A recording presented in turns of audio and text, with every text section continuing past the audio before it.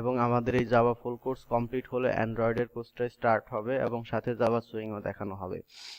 তো আজকে আমরা দেখব জাভার আসলে কিভাবে স্টার্ট করা যায়, কিভাবে জাভার বেসিকটা জানা যায়। ওকে, তো আমরা শুরু করি। তো শুরুতে আমার পরিচয়টা দিয়ে নেই। আমি হচ্ছে বুলবুল আহমেদ। আমি কোর্সটা স্টার্ট করতে যাচ্ছি এবং আমি আপনাদের কোর্সের ইনস্ট্রাক্টর। Okay, thank you. তো এখন বলবো জাভা কি। জাভা হচ্ছে একটা হাই লেভেল প্রোগ্রামিং ল্যাঙ্গুয়েজ এবং এটা ডেভেলপ করছে সান মাইক্রোসিস্টেম, বাট এটার কারেন্টলি ওন হচ্ছে ওরাকল।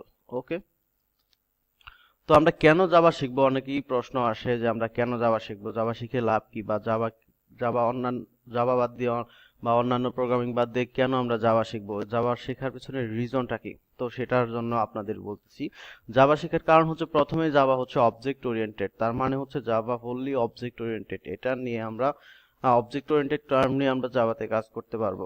ওকে, জাভা হচ্ছে পোর্টেবল। তারপরে যে ফিচারটা সেটা হচ্ছে জাভা প্ল্যাটফর্ম ইন্ডিপেন্ডেন্ট। এটা খুবই ইম্পর্টেন্ট একটা টপিক। প্ল্যাটফর্ম ইন্ডিপেন্ডেন্ট মিন্স আপনি যে কোনো মেশিনেই কোড করেন না কেন জাভা সেটা রিড করতে পারে। যেমন আপনি সি প্রোগ্রামিং করলেন উইন্ডোজ মেশিনে, এখন যদি সেই কোডটা ম্যাকে নিয়ে যান সেটা কিন্তু রান করা পসিবল না। তো জাভার ক্ষেত্রে সেটা যেটা হলো, আপনি যে কোনো মেশিনেই কোড করেন না কেন সেটা সেটা যে কোনো সময় যে কোনো মেশিনেই রান করা পসিবল। ওকে, কারণ হচ্ছে জাভাতে সেটা বাইট কোডে পরিণত হয় এবং একটা ক্লাস ফাইল তৈরি হয়। ওকে, এর পরের যে টার্ম সেটা হচ্ছে সিকিউর। জাভা আসলে খুবই সিকিউর একটি ল্যাঙ্গুয়েজ এবং রোবাস্ট মিন্স হচ্ছে খুবই স্ট্রং ল্যাঙ্গুয়েজ। তারপরে হচ্ছে আর্কিটেকচার নিউট্রাল।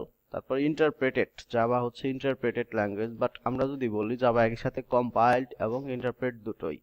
এবং এটা পারফরমেন্স নিয়ে কোনো সন্দেহ নাই, অ্যাকচুয়ালি জাভা হচ্ছে খুবই হাইলি পারফরমেন্স দেয়। ওকে, এরপরে যে টার্মটা সেটা হচ্ছে মাল্টি থ্রেড।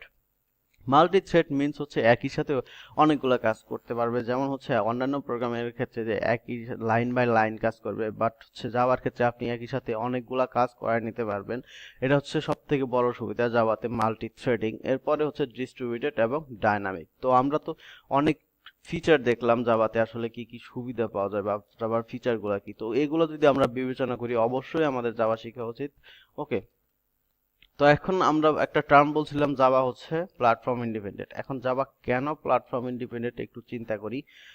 যেমন আমরা নর্মালি সি বা সি প্লাস প্লাসে যদি কোড করি, বা যেমন হচ্ছে উইন্ডোজে কোড করলাম বা এবং অথবা লিনাক্স বা ম্যাকে কোড করলাম, সেক্ষেত্রে কি হবে, দুইটা ভিন্ন ভিন্ন কোড হবে। এখন উইন্ডোজের কোড আপনি লিনাক্সে রান করাতে পারবেন না, বা লিনাক্সের কোড আপনি কি করাইতে পারবেন না, উইন্ডোজে রান করাতে পারবেন না। বাট জাভার ক্ষেত্রে যেটা হয়, জাভাতে হচ্ছে মেইনলি ভার্চুয়াল মেশিন থাকে। ভার্চুয়াল মেশিনের আন্ডারে হচ্ছে উইন্ডো ভার্চুয়াল মেশিনে আসলে প্রোগ্রামটা রান হয়, যার কারণে আপনি সেটা ম্যাকে করেন আর হচ্ছে উইন্ডোজে করেন, কোনো সমস্যা নাই। সেই যে ক্লাস ফাইলটা তৈরি হয় সেই ক্লাস ফাইলটা মেইনলি রান করে। ওকে, তো কিভাবে কাজ করে আমরা একটু দেখি। প্রথমে জাভা কোডটা তৈরি হয়, পরে সেটাকে কম্পাইল করে জাভা সি, কম্পাইল করে একটা ক্লাস ফাইলে তৈরি করে বলছিলাম বাইট কোডে পরিণত করে দেয়, এবং সেই বাইট কোডটা আসলে মেইনলি জেভিএম এ রান হয়। এখন জেভিএম হচ্ছে সবগুলা অপারেটিং সিস্টেমে রান করা যায়। আমরা যদি জাভা ইনস্টল করি সাথে সাথে জেভিএমটা কাজ করবে, যেমন উইন্ডোজের জেভিএম এ সেটা রান হবে। এখন মেইন যে সুবিধা সেটা হলো জাভা মেইনলি রান হয় জেভিএম এ, জাভা ভার্চুয়াল মেশিনে। ওকে, কারণ হচ্ছে ডিরেক্টলি অপারেটিং সিস্টেমে সেটা লোড হয় না। ওকে, তো উইন্ডোজের ক্ষেত্রে সেটা জেভিএম এ রান হচ্ছে, লিনাক্সের ক্ষেত্রেও জেভিএম এবং ম্যাকের ক্ষেত্রেও জেভিএম রান হচ্ছে, যার কারণে সেই কোডটা বাইট কোড বা ক্লাস ফাইলটা খুব সহজেই যে কোনো মেশিনেই রান হচ্ছে। তো এটা হচ্ছে আসলে বিগ অ্যাডভান্টেজ জাভার জন্য। তো এরপরে আসলে আমরা জানি জাভার হিস্টোরি কি। জাভার আসলে একটু লং হিস্টোরি। তো আমরা প্রথমেই হচ্ছে জাভার যে প্রজেক্ট সেটা হচ্ছে গ্রিন প্রজেক্ট নিয়ে কাজ করা হচ্ছিল। পরে এই তারা হচ্ছে এই জাভাকে প্রথমে ওক নাম দেয়। ওক হচ্ছে একটা গাছের নাম ছিল, ওইখানে খুবই জনপ্রিয় ছিল। তো পরবর্তীতে যখন তারা যখন এটাকে ব্র্যান্ড হিসাবে প্রতিষ্ঠা করতে চায়, তখন আসলে এটা তাদের কপিরাইট ধরে ফেলে, কারণ হচ্ছে ওই নামে আরেকটা প্রতিষ্ঠান হয়ে গেছিল।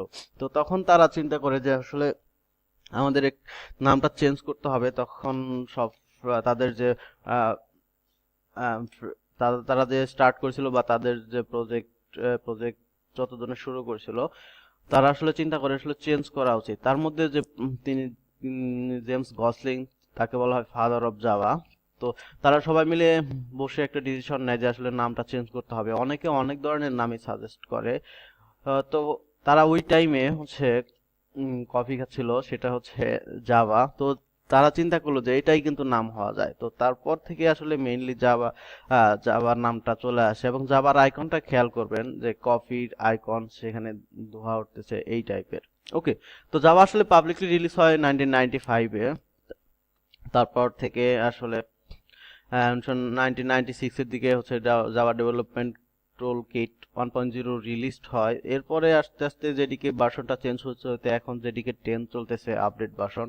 তো এটা গেল জাভার হিস্টোরি। তো এখন আসলে জাভা সফটওয়্যার ইনস্টলেশন বলতে আসলে আমরা যে কোনো সফটওয়্যার ইউজ করতে পারি। যেমন হচ্ছে আমরা যদি চাই এডিটর ইউজ করতে পারি, নোটপ্যাড প্লাস প্লাস, এখানেও আমরা কোড করতে পারবো। তো আমরা আসলে যে কাজটা করব, আমরা ইক্লিপস ইউজ করতে পারি, নেটবিনস ইউজ করতে পারি, এবং আরো যে ডেভেলপার আছে অনেক সফটওয়্যার ইউজ করতে পারি।